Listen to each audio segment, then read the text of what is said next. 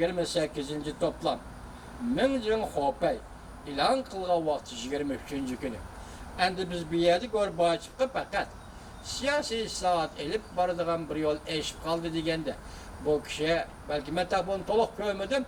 Bu kişi ihtimalı şu vakti 90. yılı 91. yılı Gorbachev'ın nazarı tutkan buluş mümkün. Belki tarihten şu vakti şu çağdaki hikayelerini sözlevatkan buluşu mümkün. Leksiya kılıvatkan buluşu mümkün. Handak buluşudan kat'i nazar bugün profesör ya ki doktor Çınşav'ın ne mi dedi?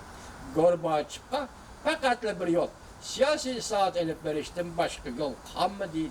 Demek bir yer davatkanı Reis Xi Jinping siz en bu yolda manlısınız. Gorbachev bulursunuz Asya'da. Şuna siz muşu tallap algan yol boyunca siyasi saat elip varısınız. Davatı da hürmetli kötenler.